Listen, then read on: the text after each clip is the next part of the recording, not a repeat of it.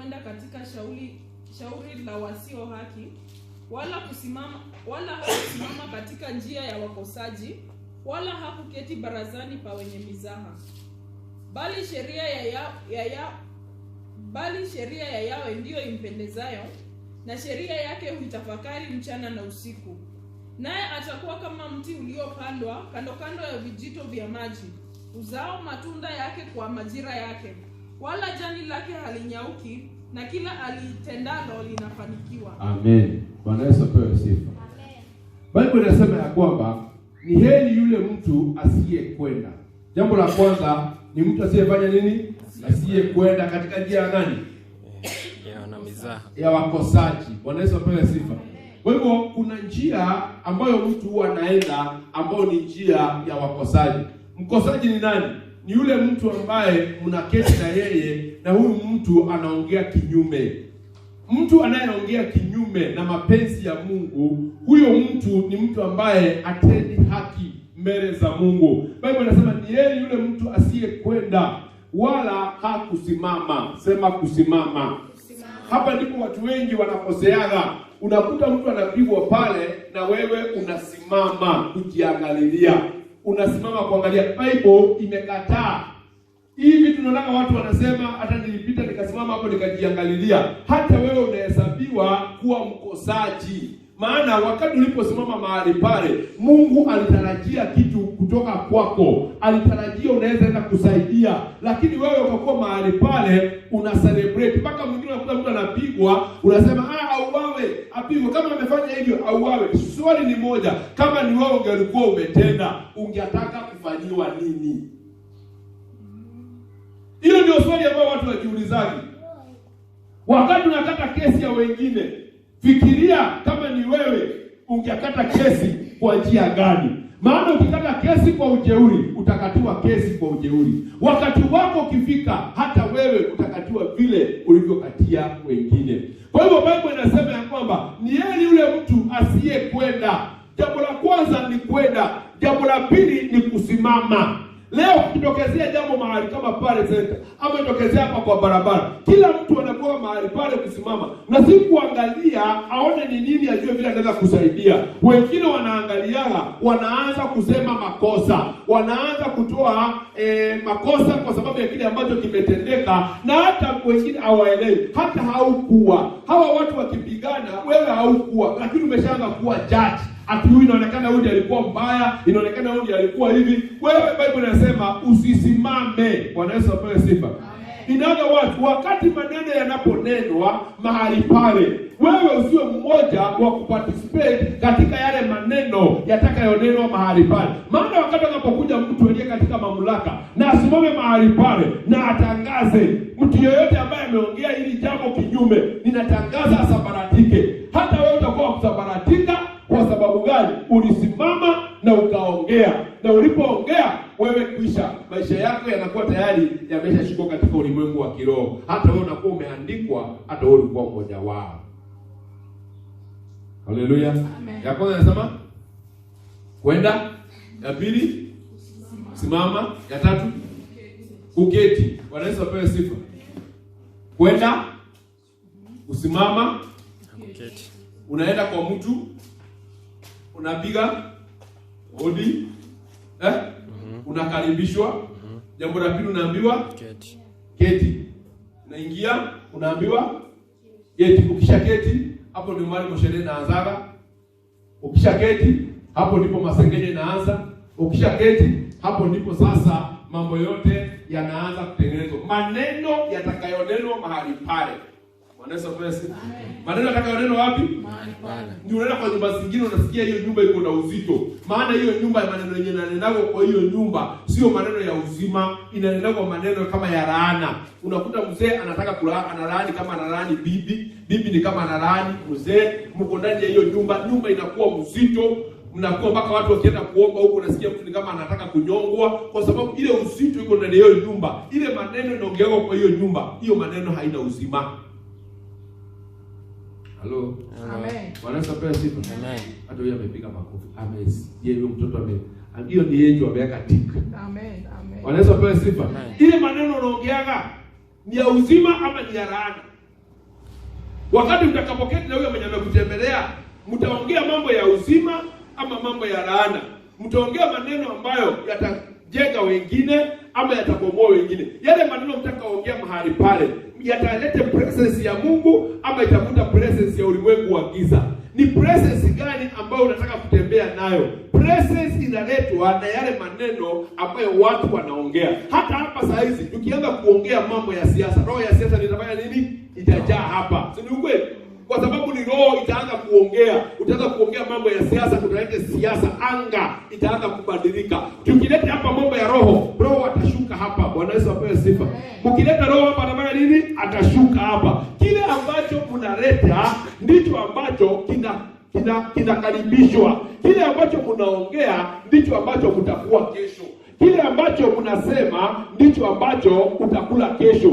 So ni vizuri kujifundisha kunena maneno mazuri. Bwana Yesu apewe sifa. Nyumba zetu zimejaa anga ya Mungu ama imejaa anga ya shetani?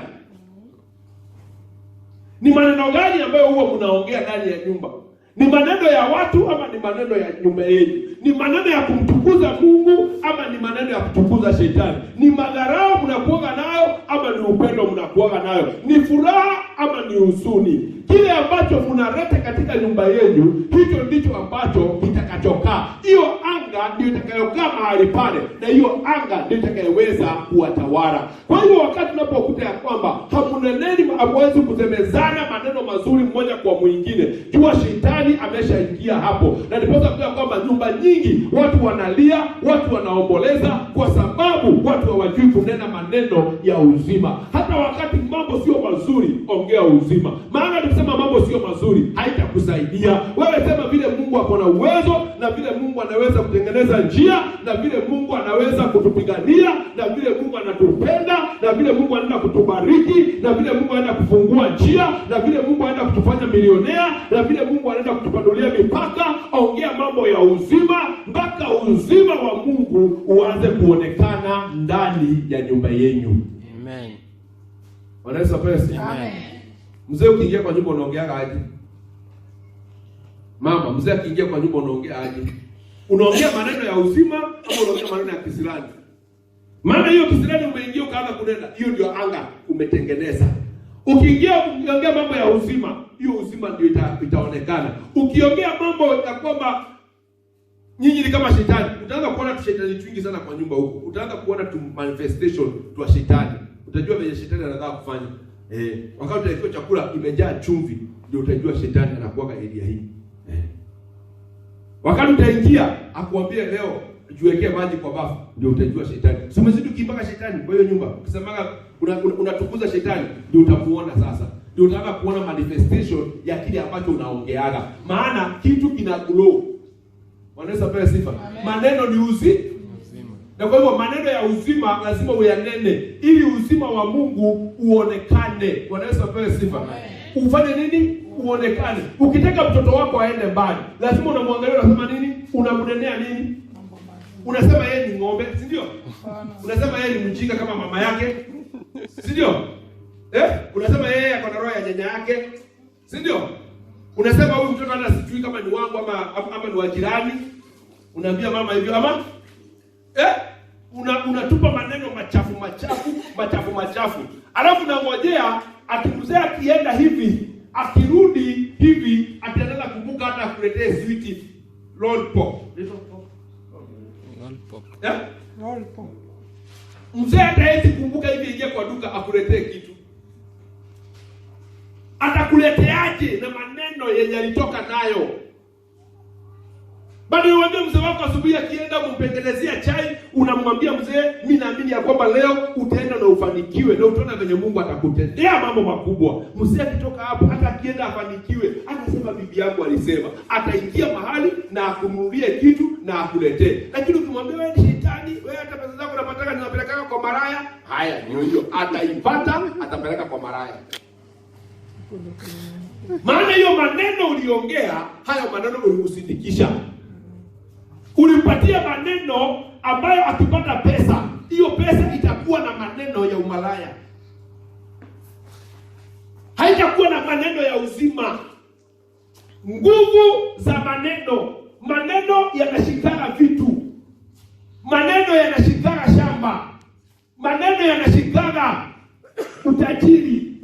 Ndio unakuta kwamba mzee anakufa anasema, na hii shamba yangu isiwahi uzwa, na anakufa na anawacha. Unauza unakufa. Maneno yamekaa tu pale, yameshikilia, yanasema alisema. Shamba inasema nilisikia, niko na masikio, uliambiwa ukiuza hii ufe.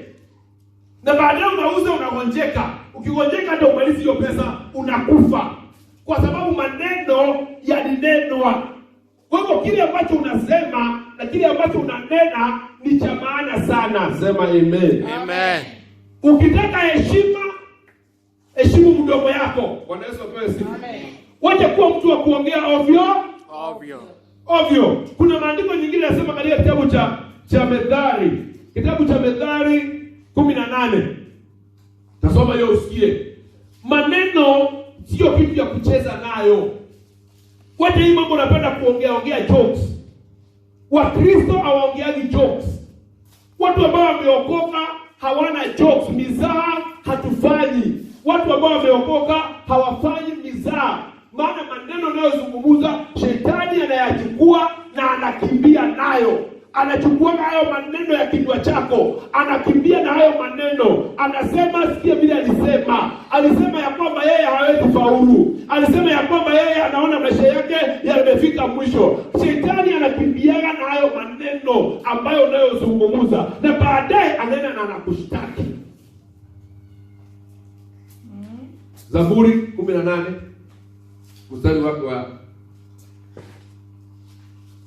20. Soma na hii Biblia.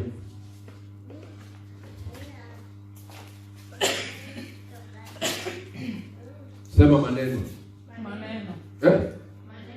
Kwa hivyo lazima tujue watu wa kuchunga maneno. Maneno si kuongea ovyo ovyo. Hata sasa hizi customers wako wanakuja kwa duka yako, unaongea tu ovyo ovyo. Unawatupia tu maneno ovyo ovyo. Unaona kama customer atarudi kesho? Wanaweza mbaya sifa. Na ukiongelesha customer vizuri, ni ile kitu anakujaga kuchukua kwako itamuleta, ama ni yale maneno yatamuleta? Ni yale maneno yatamaya nini? Yatamuleta. Maana kuna duka nyingine iko pale angeanunua, lakini maneno yenye unaongeaga ni maneno mazuri kuliko yule mama mwingine anafanyaga nini? Anaongeaga. Wengine biashara zao zilihana si kwa sababu ya kitu kingine mdomo. Unaanza kazi ya kibanda, alafu unaweka wamama wote wanakujaga kukula mshahara na wewe. Unaona kama kazi inafaa utafunga asubuhi saa 6 kama jua inawaka hivi.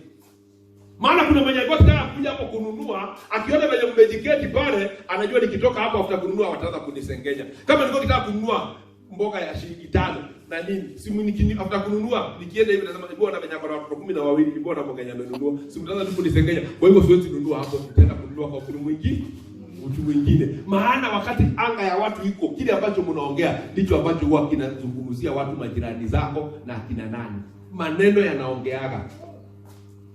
Sema amen. Haya, sikia. Tumbo la mtu litajazwa matunda ya kinywa chake. Tumbo la mtu litajazwa matunda ya kinywa chake. Kwa hivyo kuna watu wako na tumbo, lakini tumbo inakuwa imejaa si chakula, maneno.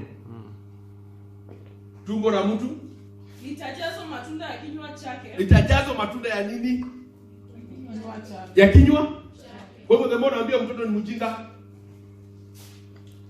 Ujinga inakaa kwa tumbo. Inakaa kwa tumbo, inakuja kwa akili. Mtoto anaanza kubehave kama mtu mjinga. Unamtuma kwa duka, unamtuma sukari, anaenda anunua biskuti 3. Kwa sababu maneno yamejaa kwa tumbo, sio maneno ya baraka, ni maneno ya laana. Biblia inasema tumbo la mtu litajazwa maneno. Tumbo la mtu litajazwa matunda ya kinywa chake. Matunda ya kinywa chake, maneno ya kinywa chake. Hayo maneno utakula hiyo matunda.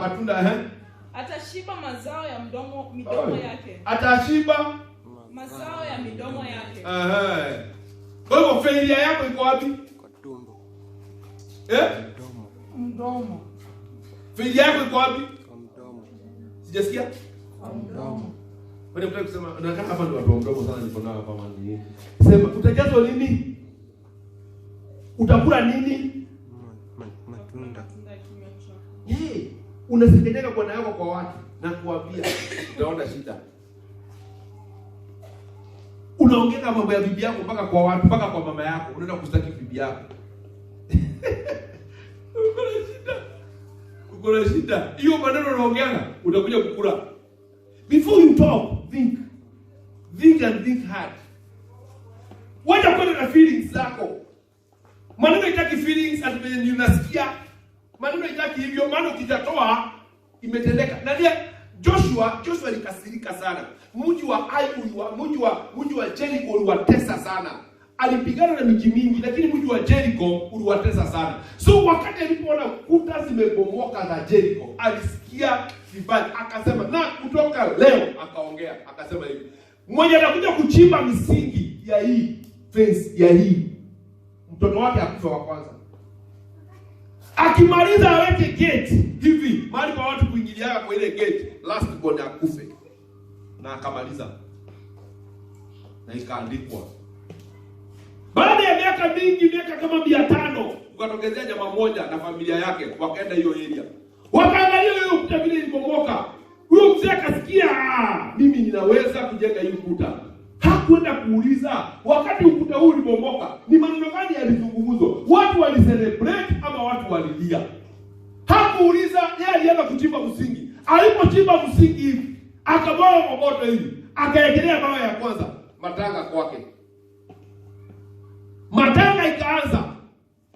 Matanga ikafanywa, wakaomboleza, wakasema ni Mungu anapeanaga, ni Mungu anafanyanga nini? Anachukuaga. Hiyo ni Mungu amechukua ama ni maneno ili neno? Maneno ili neno. Maneno ili neno. Kwa hivyo si watu wote Mungu anachukuaga. Kifo ya Mungu inasemanga kwa heri. Kifo za maneno na mambo ya watu haisemagi kwa heri, maana inakujaga ghafla. Mazishi kaendelea. Wakasema ni Mungu anachukua, ni Mungu anapeanaga, jina la Bwana litukuzwe. Na wakaendelea kujenga ukuta. Wakajenga ukuta wakamaliza. Walipomaliza hivi, wakaweka gate. Walipoweka gate, last born akakufa. Wakaulizana, ni nini? Kaambiwa, kuna mtu alikuwa hapa miaka 500 iliyoisha. Na alisema maneno haya, atakayejenga ukuta huu, mwana wake wa kwanza na wa mwisho watakufa. Ikatimia na ikaandikwa ya kwamba aliyejenga, mtoto wake wa kwanza na mtoto wake wa mwisho walikufa. Ikatendeka sawa sawa na yale maneno ambayo Joshua aliyanena. Sasa na wewe, neno la Mungu liko hapa. Mungu amesema nini kuhusu maisha yako? Mungu anazungumza nini juu ya wewe? Wewe unaongea nini juu ya maisha yako? Wewe mpaka mwenyewe unajidharau.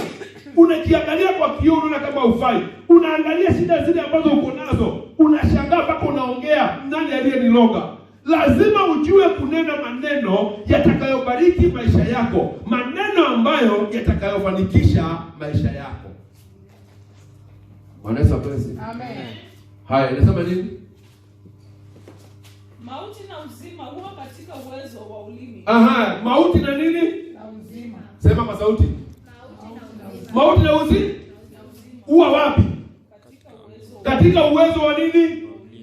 Ulimi ndio inambia mtu utapona. Na ulimi ndio inadeclare mtu amefanya nini? Amekufa. Ulimi ndio inadeclare umeoa, na ulimi ndio inadeclare kwamba umeolewa. Ulimi ndio inaongea. Ulimi ndio kalamu ambayo inaweka signature katika maisha ya mwanadamu. Unataka kuwa nini? Yesu alikutana na Bartimayo, mwana wa Timayo. Akasikia Yesu anapita.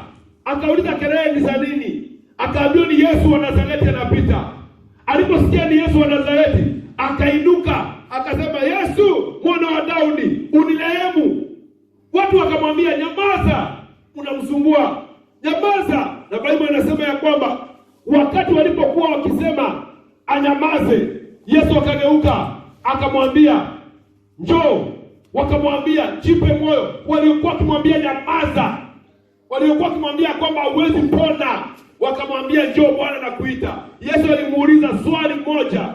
Alimuuliza, unataka nikufanyie nini? Naye akasema nataka kuona. Na Yesu akamwambia ona. Kwa hivyo ni maneno yaliongewa, huyu anarudisha, huyu anasema, na baadaye akaona na macho yake yakafunguka. Kumaanisha kwamba uwezo wako wa kufunguka na kwenda mbali ni katika kuongea maneno. Haleluya.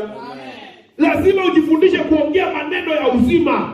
Lazima ujifundishe kuongea maneno tofauti na vile watu wengine wanasema. Biblia inasema ya kwamba tunaenenda kwa imani, hatuenendi kwa kile ambacho tunaona, tunaenda kwa kile ambacho tunaamini. Haleluya. Wewe nikitangaza ya kwamba nitakuwa milionea, haleluya, usiniangalie tu. Hayo maneno yanaandikwa, hayo maneno yana nguvu, hayo maneno yana uzima, hayo maneno yanaweza kubadilisha kile ambacho ninasema leo na kesho kiweze kufanyika. Amen.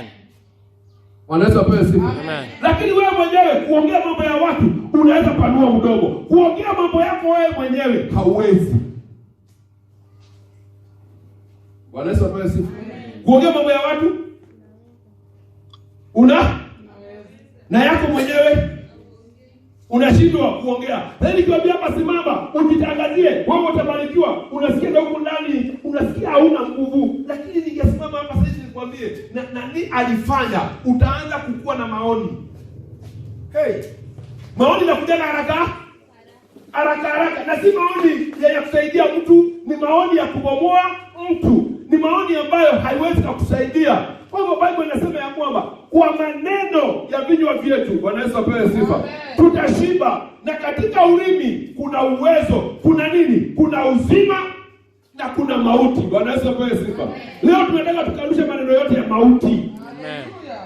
Bwana Yesu apewe sifa. Maneno yote ya mauti yalishaiongea, ulishaiyaongea. Bwana Yesu apewe sifa. Kuna wakati uligonjeka ukaona kama kwamba utakufa, ukasema inaonekana mimi nitakufa. Wakati ulipokuwa katika hiyo hali, Mungu akakuja akakuponya. Hayo maneno ambayo alikuwa anakutembelea, lazima useme mimi sitakufa. Utangaze mimi nitaishi na nitaona wema wa Bwana katika nchi ya walio hai.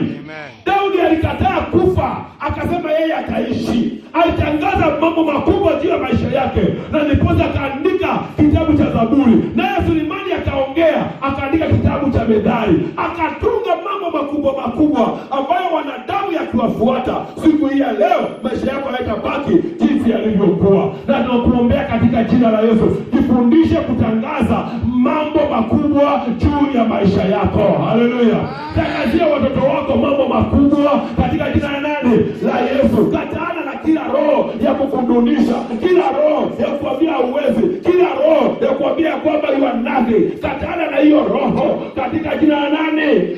Sema nitatoka nyumba ndogo, nitaishi kwa nyumba kubwa. Tangaza mambo ya uzima ndani ya maisha yako. Wacha kutangaza failure ndani ya maisha yako. Amen. Haleluya. Amen. Wanaweza pale sifa. Amen. Sema leo ni kweli ninakomboa nyumba, lakini kesho nitakuwa hata mimi ninakondesha manyumba. Maana hata wale ambao wamejenga hawakuwa nazo mwanzo, waliamini tu na Mungu akafungua njia. Hata mimi ninaamini ya kwamba muda usio mrefu Mungu anaenda kutengeneza njia. Mungu anaenda kutengeneza njia mahali hakuna njia. Anaenda kutupigania, anaenda kutupatia utajiri wa mataifa katika maisha yetu. Amen. Amen. Wanaweza pewe sifa. Amen. Sijui kama inakubariki vile mimi nanibariki. Nibariki sana. Maneno ambayo unaongea, ikiwa watu wanaweza ongea against mimi sitaongea against mimi nitaongea against them. In other words, walisema sitaweza, mimi nitasema nitaweza. Amen.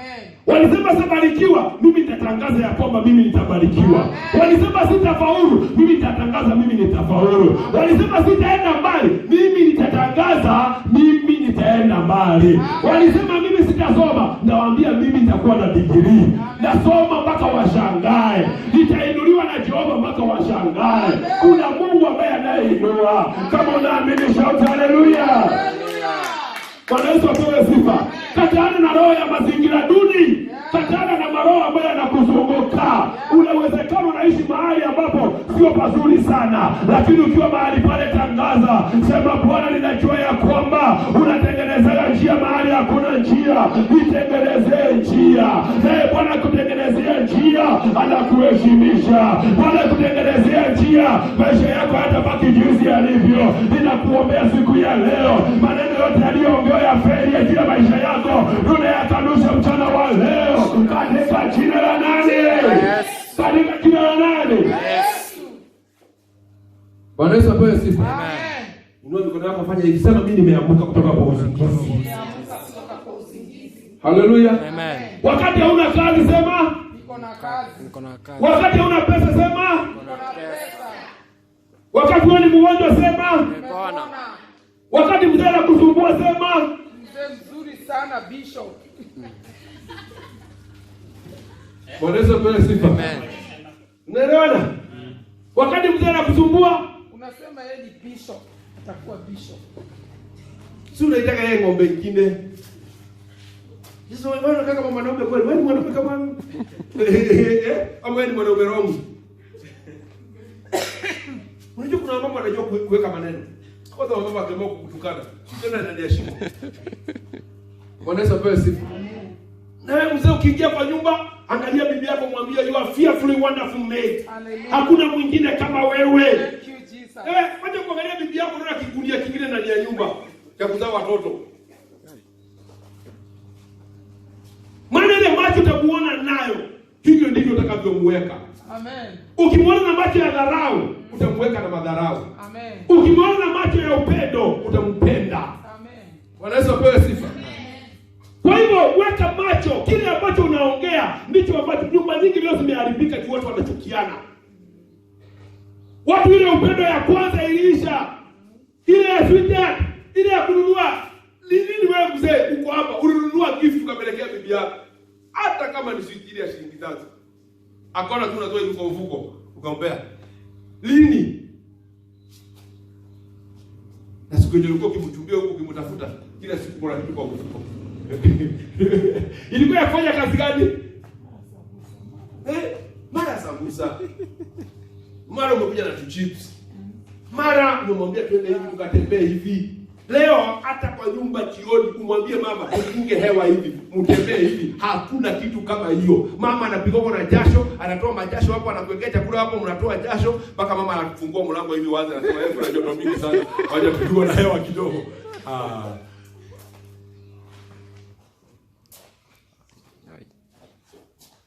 Bwana Yesu apewe sifa. Tunaelewana ama tunaelewana? Tunaelewana. Maneno ambayo unayozungumza ni ya maana sana. Kile ambacho unasema ndicho kile ambacho utakula kesho. Unapanda leo, utavuna kesho. Unapanda uzima leo, utavuna uzima tele kesho. Unapanda mambo maovu leo, maovu yanakungojea kwa barabara. Kwa hivyo lazima ujue kukanusha maneno yote yanayoongewa kinyume na maisha yako. Maana maneno yana uzito, maneno yana nguvu nyingi sana. Maana Yesu alipokuwa hapa duniani aliongea tu maneno. Alikuwa akitembea juu ya bahari, akaambia Petro njoo. Petro aliposikia ni Yesu amesema, Biblia inasema naye akatoka ndani ya mashua, na yeye pia akaanza kutembea. Baadaye alipoona mawimbi ni mengi, roho yake ikamwambia, "Ai, nitazama." Alipofikiria tu yatazama, alianza kuzama. Wakati maisha yako unapoona ya kwamba unaenda chini, na kuambia utaanza kwenda chini. Lakini wakati mambo ni mabaya, weka roho yako juu. Sema mimi sitazama, mimi lazima nitainuka. Maana maisha yangu sio ya kuzama. Amen. Haleluya. Amen. Kataa kwenda na hali na mazingira na vile mambo yanakaa. Kataa hayo mambo. Baadaye amini Mungu yule ambaye ako na uwezo wa kufanya mambo makubwa. Bwana Yesu apewe sifa. Amen. Haleluya. Amen. Wakati unasikia kama wewe ni mnyonge, sema wewe uko na nguvu. Wakati unasikia kama usikii kuomba, sema nitaomba. Haleluya. Katana na roho zote ambazo zinakushusha chini. Katana na maneno yote ambayo yanaongewa kinyume na maisha yako. Bwana Yesu apewe sifa. Amen. Sasa nyumba zetu tumeweka anga gani? Tukiingia kwa nyumba yako, tutasikia haleluya ama tutasikia maneno? Na tunaona mpaka watu wengine wanaleta kisirani. Unaweza ita pasta kwako, mlikuwa mmegombana. Pasta akikuja tu akikaa hivi chini, akianza kuongea, anaongea vile tu mko mkifanya. Mpaka mzee anakuambia mama, kwa hivyo nipigia pasta simu. Na mzee mama anasema mimi sijapigia. Na mama mzee anaweza kuwa anaongea, mama anaweza kumwambia, kwa hivyo nipigia pasta simu. Sio pasta unipigia simu. Wakati alipoingia hivi, anga ya nyumba yenu inatuambia nyinyi watu aina gani. Haleluya. Bwana Yesu apewe sifa. Nyumba yenye inapenda kupikwa samaki, ukiingia unasikia hewa gani? Na ya getheri. Nani anasemaga? Si ni harufu. Kwa hivyo hiyo ndio anga yenye iko wapi? Hapo ndani. Kwa hivyo anga ya maisha yako ni uone kwa umebeba. Unatembeaga na wewe ni nani? Unatembeaga na wewe ni Kiislamu ama wewe ni nuks ama wewe ni uzima? Unatembeaga na kenye wewe uko. Wanaweza pewa sifa. Amen. Hallelujah. Amen. That's why mimi najua nikienda mahali hakuna mtu anaweza ni reject. I know. Kwa nini? Kwa sababu nikitembea, natembea kama nimebarikiwa. Tena najiamini sana. Bwana Yesu apewe sifa. Ninajua mimi nimebarikiwa. Hallelujah. Na ninajua hakuna mtu anaweza kunilaani ambaye anaweza faulu katika maisha haya. Utanilaani wewe ukakufe. Utanilaani wewe uanze kuteremka, mimi niendelee. Unafikiri wangapi wametuambia utaendelea? Unafikiri wangapi wametuambia tutaona? Unafikiri waganga wangapi ambao wamekuja akakwambia hiyo waka utoboi?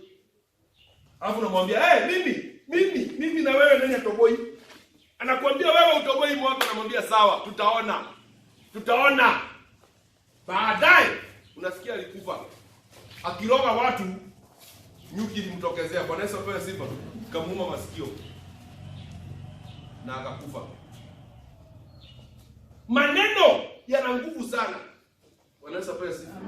Unaona venye mtu anaongea, kuna watu wanaotaka mpaka wanaongea, si ndio? Wanaamka kutoka kwa uzingizi. Kwa uzingizi, si ndio? Anaamka na anaanza kuongea. Anasema hivi ndio kama mnaongea na mtu mwenye uoni na mnamaliza story. My friend, ikiwa alikwambia wewe utakuwa maskini. Kwa hiyo katika ulimwengu wa kiroho hiyo, unajua ni your spirit sasa inaongeleshwa. Sio mwili, ni spirit.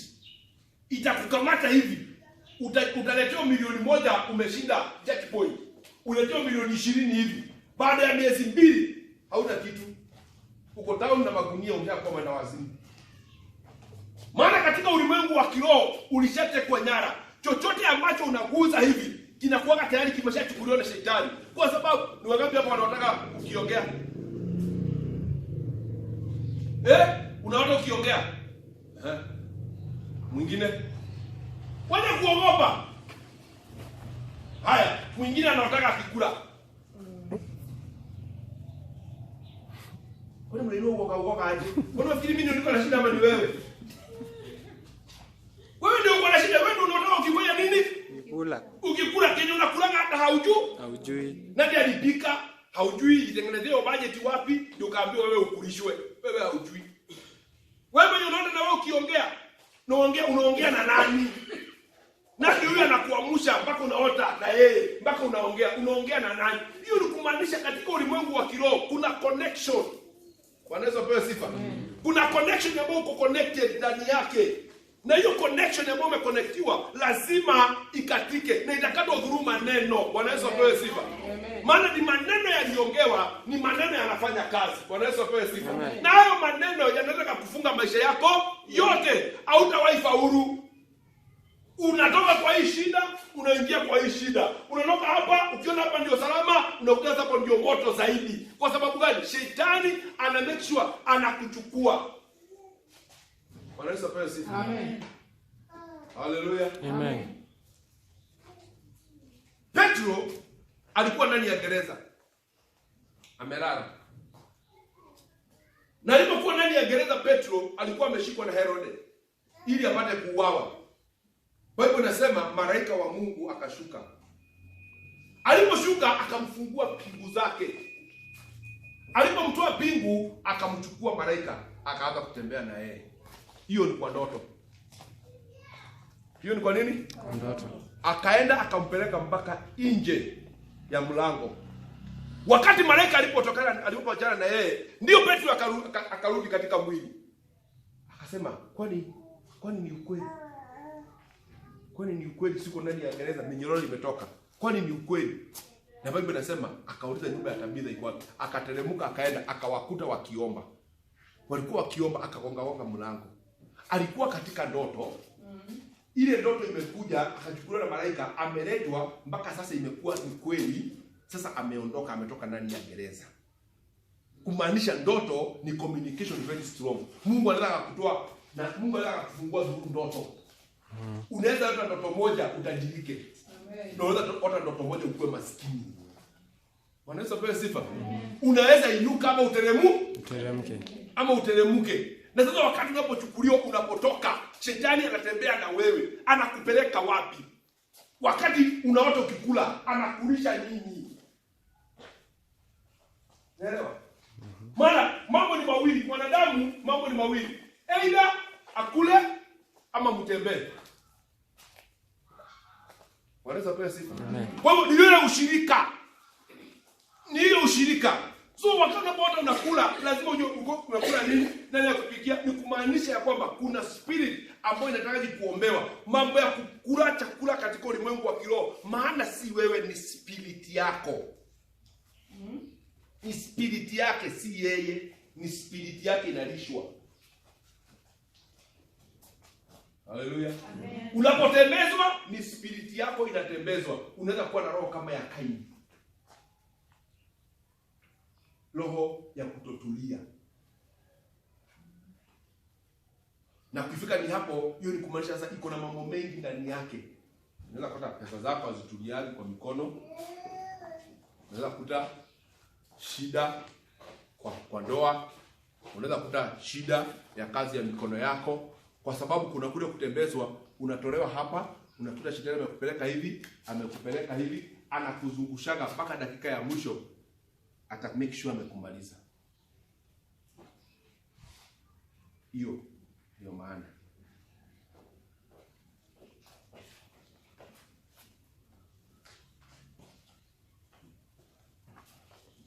Unakuta autulii, your spirit inatembezwa huku kule, hawezi kutulia.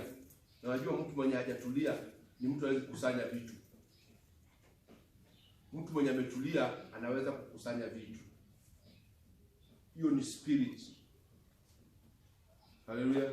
Mwingine anataka kifuruka. Si ndio? Unataka kufanya nini?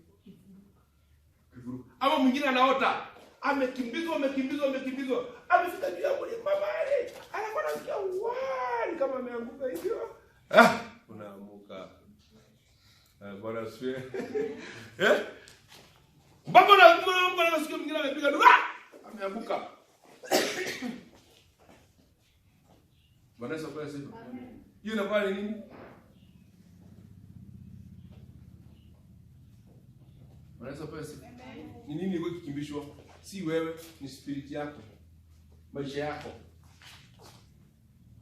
Kwa hivyo kumaanisha kuna vita katika ulimwengu wa kiroho. Your spirit iko vitani. Na hiyo vita ambayo unaona katika ulimwengu wa kiroho ita affect maisha yako ya kawaida. Bwana asifiwe. Amen. Haleluya. Amen. Bwana asifiwe. Amen. So maneno ambayo yalinenwa juu ya maisha yako yanaweza kukubomoa ama yakujenge. Yanaweza kukubariki ama yakulaani. Yanaweza kukuongeza ama yakupunguze. Bwana asifiwe. Amen. Kwa hivyo tunasikia kwamba katika ulimi kuna nguvu za nini? Mauti na uzima huwa katika uwezo wa ulimi. Sikia, mauti na uzima huwa wapi? Katika uwezo wa nini? Wa ulimi. Kwa hivyo mtu mwenye hapo na uwezo wa ulimi anastahili kuongea ovyo ovyo. Au zaidi kuongea ovyo ovyo. Unastahili kuchunga sana yale maneno unayonena katika kinywa chako. Maana hayo maneno yatakuletea faida ama hasara. Na wao waupendao watakula matunda yake. Bwana apewe sifa. Na wale wanafanya nini? Wapendao nini? Ulimi. Haizi kaa bila kufanya nini? Kuongea. Utakula nini? Matunda yake. Utakula matunda yake. Kwa hivyo ulimi unakuwa na matunda ambayo watu wanakulaga. Ukiona wamama wakipigana kwa proti, sio wanaume wanapigania, ni ulimi. Wanaweza kupewa sifa. Amen. Ukiona watu wamekosana mahali ni nini? Ulimi. Ukiona kanisa watu wanafurugana ni nini? Ulimi. Ulimi ni kiungo kidogo, lakini kimejaa matatizo mengi, kimejaa shida nyingi. Chunga ulimi wako. Jua nini unaongea, wakati gani na saa gani, na kama ustahili kuongea, nyamaza. Wanaweza kupewa sifa. Amen. Methali inasema ya kwamba mpumbavu akinyamaza huhesabiwa kuwa mwenye hekima. Mpumbavu akinyamaza huhesabiwa kuwa mwenye nini? Mwenye hekima. Hiyo ni kumaanisha lazima tuwe watu wa maneno machache. Wanaweza kupewa sifa. Amen. Ukiongea, ongea maneno ya baraka. Haleluya. Amen. Ongea maneno ya nini? Ya baraka. Ukiota, ota maneno ya nini? Ya baraka. Ota ukibariki watu, sio ukilaani watu. Wanaweza kupewa sifa. Fikiria mambo mazuri ya kunena. Mungu alimzungumzia Musa na akamwambia, hizi ndizo baraka ambazo nimeachilia katika kabila za Waisraeli. Bwana Yesu apewe sifa. Mungu aachiliagi laana juu ya maisha ya watu. Bwana Yesu apewe sifa. Mungu anaachilia baraka juu ya maisha ya watu. Na kama Mungu anaachilia baraka juu ya maisha ya watu, natangaza wacha hizo baraka za Mungu zikuje juu ya maisha yako. Amen. Na wewe ujifundishe kutangaza nini? Baraka. Tangaza, mimi nimebarikiwa, mpaka hata wakati hauna kiatu sema mimi nimebarikiwa. Haleluya. Sema mimi nimefanya nini? Nimebarikiwa. Tangaza hivyo. Tangaza nimebarikiwa. Nimebarikiwa. Useme na nguvu. Nimebarikiwa. Nani anataka kubarikiwa hapa? Nani anataka kuwa mtu wa madeni?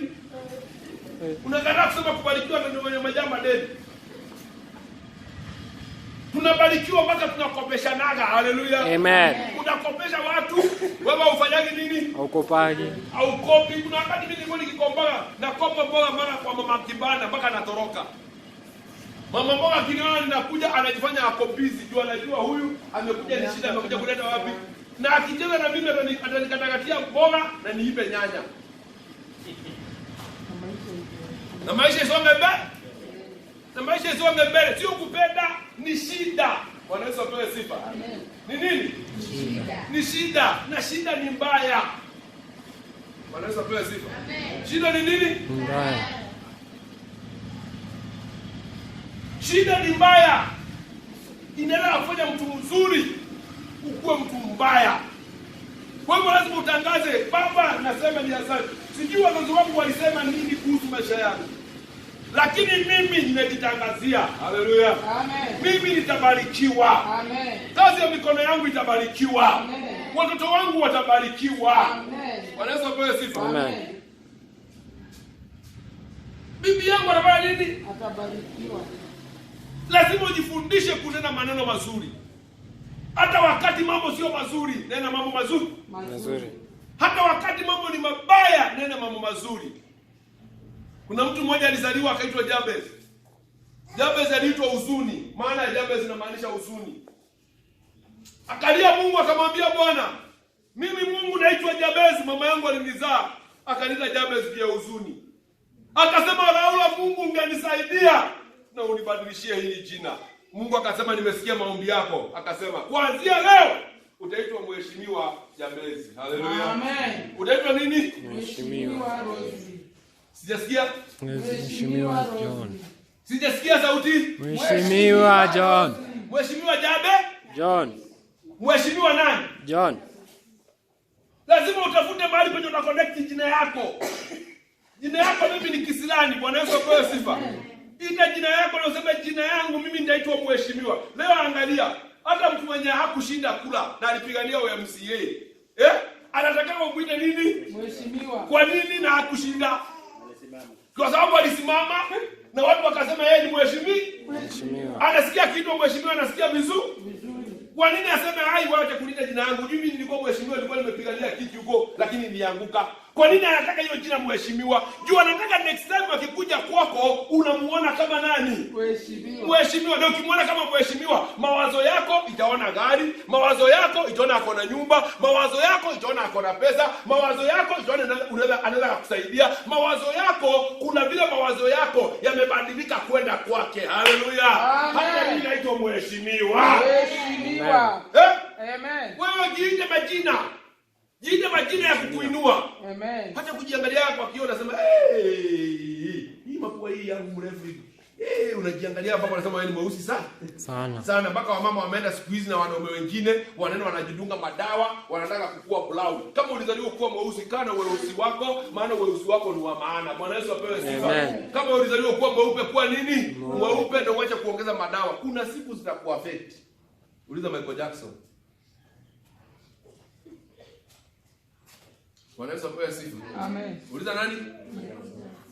Alijibadilishaga mara karibu 58. Alikuwa kitengeneza mpaka mapua inatengenezwa wenye anataka. Kitaka kukaa kama kasichana anatengeneza anakaa kama kasichana, Unajua Michael Jackson alikuwa na mapua mengine mrefu pana hivi. Ya Mwafrika mwenyewe. Michael Jackson alikuwa Mwafrika by the way. Si ati alikuwa mzungu. Kwa nini? Hajikubali. Wewe jikubali vile ulivyo. Unaona penye uko na meno zingine zimeoza. Bwana Yesu apewe sifa. Amen. Wewe cheka tu na usmile nazo na useme Bwana asifiwe. Bwana asifiwe sana. Sema hizo ni za nani? Ni zangu na mimi ni na mimi Mungu atanibariki na hizo timeno. Bwana Yesu apewe sifa. Unajua kuna mtu anajiangalia anaanza kwanza kubarikiwa jia venye anakaa. Nani alikwambia Mungu angaliagi sura? Mungu ni Mungu. Akiamua kubariki anabariki mtu yoyote yule. Amen. Bwana Yesu apewe sifa. Wacha shetani mwenye anakuhubiriana na watu wanaongea kukuhusu tuko na mbogoro. Hizo mbogoro ni zako. Mungu anaweza kufanya ukue futi bora na hizo mbogoro ushindane nazo mpira. Uende mbali. Amen. Haleluya. Amen. Hakuna mtu anaweza ni challenge mimi. Mbona ni challenge aje? Utani challenge aje na mimi ni special? Haijalishi unaishi wapi, haijalishi wewe ni nani, haijalishi uko na pesa ngapi, haijalishi unakaa wapi, kile kinajalisha nitakubali maneno ya watu wanasema ama nitasimama niseme vile Mungu anasema kuhusu maisha yangu. Lazima maisha yako uyatangazie. Amen. Haleluya. Amen. Sema mimi nakataa tu. Mimi nakataa. Umeshazungumzia mambo mengi sana na watu. Ya kuinuka ama ya kukushusha chini. Kushusha. Sijasikia? Kukushusha. Suonge kama mwenye ako na afya. Ya kukushusha, ya kukushusha wapi? Chini. Anakuambia wewe ni bure. Hata hiyo ndoa hutakaa. Mwingine anakuambia hata hiyo masomo anafanya nini? Hata maliza. Bwana Yesu apewe sifa. Hautafanya nini? Hatamaliza. Hata huyo mtoto akipita hatapata pesa ya kumpeleka wapi? Shule. University. Hatapata pesa. Hatapata. Na wewe sema hivi, watoto wangu watasoma mpaka masters na ma-PhD wakitaka. Haleluya. Wanaweza pewe sifa. Maana Mungu wa primary ndio Mungu wa secondary. Mungu wa secondary ndio Mungu wa university. Mungu wa university ndio Mungu wa ma-PhD. Yule Mungu ambaye alisomesha watu primary atawasimamisha. Haleluya. Wao watu wanakataa kusomesha watoto, wanasema sasa akienda secondary sasa itakuwaje? Wapendwa, kuna wakati tulikuwa na watatu secondary na bado tu walisoma na wakamaliza. Amen. Wanaweza pewe sifa. Na sasa hizo unaleta nyumba na unawasomesha. Wengine mmekuwa na uoga mpaka unakuwa mjinga. Sema nimekataa roho ya uoga. Nimekataa roho ya uoga. Nikasema nimekataa roho ya uoga. I will make it in Jesus name. Wacha kuogopa. Bwana Yesu apewe sifa. Amen. Haleluya. Wacha kufanya nini? Kuogopa. Kama uko na biashara moja sema hata mimi naweza kuwa international. Hata mimi naweza fungua biashara zingine 2 3. Unaweza ambia Mungu nipatie wafanyakazi na Mungu akuletee wafanyakazi. Kama una kazi ambia Mungu nipatie kazi. Mungu ako na uwezo wa kupatia kazi. Inategemea kile ambacho unaongea. Lakini unakutaka watu wakisema uchumi umeharibika sana, hata hakuna makazi. Unasema haki ni ukweli. Hata mimi nimezurura. Haki hata mimi. Hata wewe una participate katika group yao, hata wewe unaweza kukua fukara kama hao.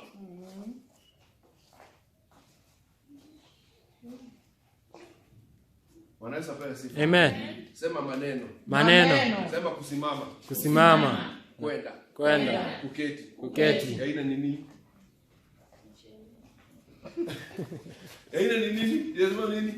Ni heri yule mtu Zaburi moja. Hapo chini nasema tumesoma ya kwanza. Mtu mwenye hakwenda wala kuketi barazani pa mizaha. wenye Mizaha. sema Mkristo akulagi mizaha. Mkristo akulagi mizaha. Tuseme kwa sauti. Mkristo akulagi mizaha. Hiyo unaita mzaha, ndio laana. Mimi sikuwa ni serious, nilikuwa ni jokes tu. Ni jokes. Wakristo hawapigani jokes. Hallelujah. Amen. Wakristo Hawapigagi jokes. hawapigani nini? Jokes. Wakristo hawaendagi kwa mtaa, kwa kijiji area, kwa mtaa, ka center. Unakula jokes hapo na wale wazee wengine. Wakristo hawafanyagi vitu zenye dunia inafanya. Wakristo ni watu tofauti. Hakuketi katika baraza la wenye nini? Mizaha. Naomba mtu yote aliye na mzaha asiwahi kuja kwangu. Bwana Yesu asifiwe. Amen. Jesus. Nyumba zetu zisiwahi tembelewa na watu wa kuleta nini? Mizaha. Anakuja naenda mzaha mpaka na bwana yako. Na wewe unakaa hapo mama. Bwana anapenda tu mzaha. Hakuagi serious. Siku hiyo utakuta alioa. Wewe unakuwa ukipiga mzaha na yeye ndio utajua haujui. Hiyo mizaha unapiga mizaha. Utakutaka aliendana na ujuaji. Mizaha. Unapiga mzaha wako kwa nyumba, unapiga mzaha kazini, mpaka unasengenya customer. Unasengenya mpaka bosi wako. Siku moja kitaumana hivi, utashangaa. Mambo yatakuharibikia, ushangae. Kwa nini? Kwa sababu hauwezi piga mzaha na mtu ambaye amekuajiri kazi, huwezi piga mzaha na mtu yote. Kuna mtu mmoja alienda kwa mkubwa wake. Alipoenda kwa mkubwa wake, ameandikwa kazi kwa kampuni fulani. Akaenda kaambia mdozi wake, akamwambia, unaona huyu? Mwambie mimi nisitoke hapa. Hii mali penye nimewekwa kazi nisitolewe hapa. Huyo mmoja alimwambia hivyo, akapiga simu kwa wakubwa wake. Akamwambia, unajua nini? Ananiambia nimteteage asitoke katika hiyo position yenye mlimweka. Na saa hizi nasema hivi, akuja atolewe hapa. Kama mumvuti kazi, mumtoe hapa, mniletee mtu mwingine hapa. Akajua, wakati alipojua huyu anasema asiwahi tolewa hapa, akajua kuna kitu anafanyaga kwangu. Na kama kuna kitu anafanyaga kwangu, the best yeye aliona kama anataka anajitetea, asitolewe wapi? Asitolewe. Lakini mwenye ameambia anajua, akamwambia kutoka leo sitaki kuona hapa. Alipigaga simu, kulikuja na mwingine, huyu akatolewa hapo. Akasema, ulienda kuambia nini boss? Unataka kujipendekeza kwa watu. Roho ya kujipendekeza ni roho ya hasara. Usijipendekeze kwa watu, jipendekeze tu kwa Mungu. Bwana Yesu apewe sifa. Mungu atakupendekeza kwa watu. Amen. Haleluya. Mungu atakupendekeza kwa nini? Kwa watu. That's why watu wanapenda mshenee. Unapigana huyu, unakuta kama ni watu kazini wanainukiana, watu wanaendeana chini kazini, kitu yenye hata hakuna maana, watu wanaendania chini. Kwa sababu gani? Mwanadamu anapenda sana kuongea na kujifanya kwamba yeye ni mzuri kuliko wale wengine. Na hiyo ndio shida ambayo tuko nayo. Imetoka kwa watu wa dunia, imekuja kanisani. Mpaka kanisa watu wanataka kujipendekeza? Hapana, jipendekeze kwa Mungu. Mungu atakuheshimisha. Bwana Yesu apewe sifa. Hata kule ikisema ipigwe utaamkiwa tu na hiyo kula. Kwa sababu Mungu ameshatengeneza hiyo ni wewe. Bwana Yesu apewe sifa. So usiwahi tengeneza vita kwa huyu kwa sababu ya ule. Bwana Yesu apewe sifa. Wewe shika. Jipende, penda Mungu. Bwana Yesu apewe sifa. Haya mambo mengine yote yatakufuata. Bwana Yesu apewe sifa. Amen. Haleluya. Amen. Haya mwisho nasema, naye atakuwa kama mti uliopandwa kando ya vijito vya maji. Nani? Nani atakuwa kama? Mtu asiyekwenda wala kusimama ama wala kuketi. Atakuwa kama nini? Naye atakuwa kama mti uliopandwa kando ya vijito vya maji. Uzao matunda yake kwa majira yake. Haleluya. Uzao nini? Matunda yake kwa wakati. Wakati wa kubarikiwa ukifika, anabarikiwa. Bwana Yesu apewe sifa. Amen. Yaani wewe hautaunyauka. Miti ambayo imepandwa kando ya mito ya maji, haikuna siku inakuwa imekauka, inakuwa always green. Bwana Yesu apewe sifa. Nikikuja kwako Dan, ile maneno anaongea ni maneno ambayo yananitia moyo, yanaweza nifanye niende hapo siku baada ya nini? Ya siku. Ukienda kwa ule mwingine, maneno ambayo anaongea ni maneno ya kukufanya roho yako ikiwe na uzima, lakini nenda kwa mtu mwenye amekaukiwa. Haleluya. Mtu mwenye amekaukiwa anaongea kufanya nini? Ukaukiwa. Bwana Yesu apewe sifa. Mtu mwenye ananawiri anaongea kuhusu kufanya nini? Kunawiri. Hebu ende uambie tajiri ati atakuwa maskini. Ndio utajua huyu. Atakufukuza na mpaka aite watu wa maombi.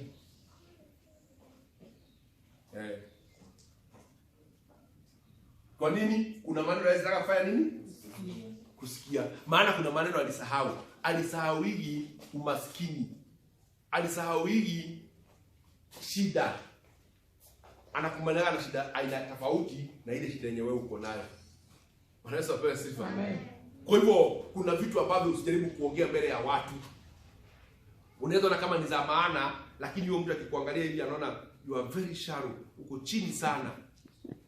Kwa sababu gani? Kwa sababu ile maneno unaongea ni maneno kidogo sana yenye ni ya mtu mwenye ako na kidogo sana, lakini unaona kama uko na nini? Na akili. That's why ukienda mahali popote pale, Yesu alisema usiende ukakae kiti ya mbele. Usiende ukae nini? Ukae kiti ya mbele. Ukae wapi? Nyuma.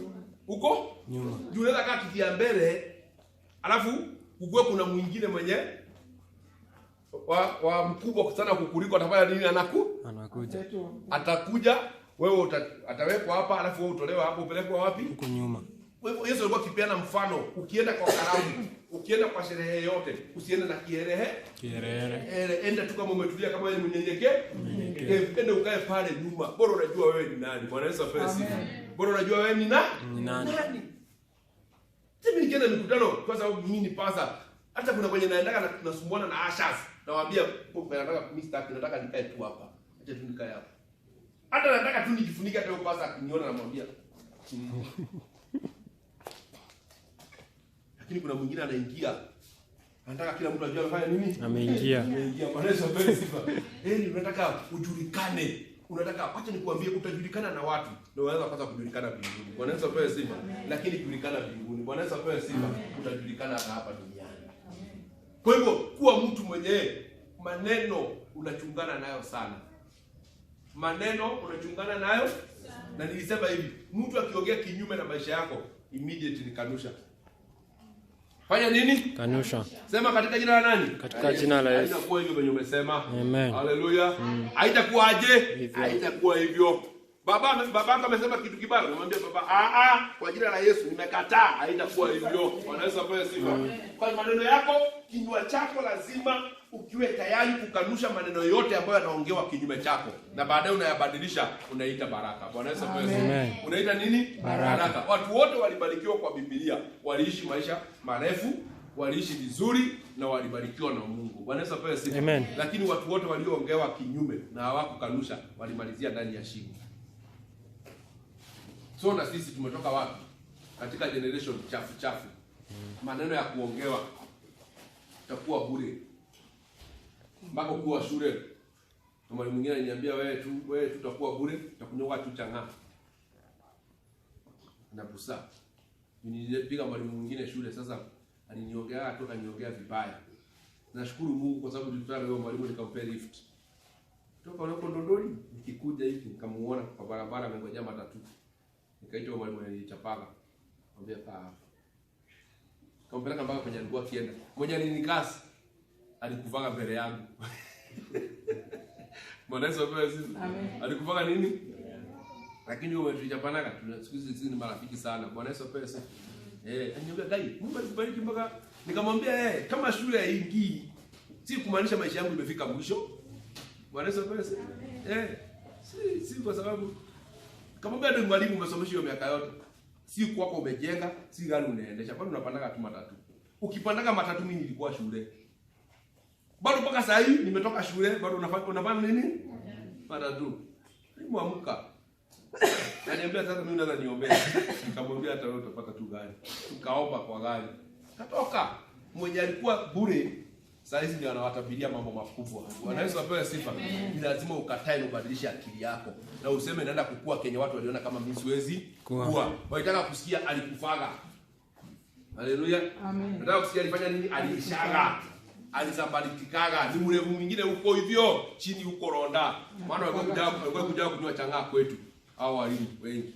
So walijua maisha yetu tunaenda kuishia hapo hivyo. Hawakujua wakati wanadamu wamefikisha maneno yao mwisho, Mungu anakuwa na neno lake moja. Bwana Yesu apewe sifa. Mungu ako na neno juu ya maisha yako. Bwana Yesu apewe sifa. Hautakufa bila watu walisema. Kataa. Katika jina la nani? Sema nitakuwa na pesa niendelee kutembea Amerika afu narudi. Amen. Nitakuwa na pesa. Niendelee kutembea Amerika, Dubai nirudi. Wengine mkitembeza mabibi ni wapi bali mnaenda? Sio vitembeza lini mwisho? Lake Nakuru. Kuona giraffe. Maji venye zimeteremka. Bwana Yesu apewe sifa. Wewe unaishi maisha gani? Maisha ngumu tuachane nayo. Bwana Yesu apewe sifa. Sema roho ya umaskini iishe. Roho ya umaskini iishe. Unajua roho ya umaskini inaweza kutajwa nini kwako? Unajua? Kwenye ulizali yangu. Kwenye ulitokana umaskini ilianza nayo wapi? Huko. Ukakuja town, ukatembea na watu wakati uko bro, wakasema yenyewe jamaa ako na shida sana. Na umaskini ni mingi. Safari ikaendelea hivi. Mpaka leo Mungu amekuinua kiwango bado hawajaamini. Bado wanaona bado wewe ni nini? Maskini. Ndio mhubiri mmoja akasema, ukinunua gari smart, hata ukiweza ukae juu, maadui zako waone Mungu anakubariki. Siko nikiona kama ina make sense. Lakini wakati nilikuja kujua nguvu za maneno, nikajua hata mimi sikwenda nunua. Nitatembea nako kule mzima kama nimekaa huko juu ya Jirova. Amen. Sport. Amen. Ndio wanasema amen. Sio yako yangu. Amen. Ya nani yangu? Wewe ndio tu hivyo yangu. Nitakaa hivi. Nitatembea. Semeni pasa wenyewe wako na kiburi shauri yako. Mimi ni maadui zangu ninaambia. Haya ndio matendo ya Jehova. Amen. Wanaweza pewe sifa. Amen. Amen. Na sitaweka black. Sitaweka black. Hizo wanne za black. Itakuwa clear kio. Mtu akiwa nje anaona ndani.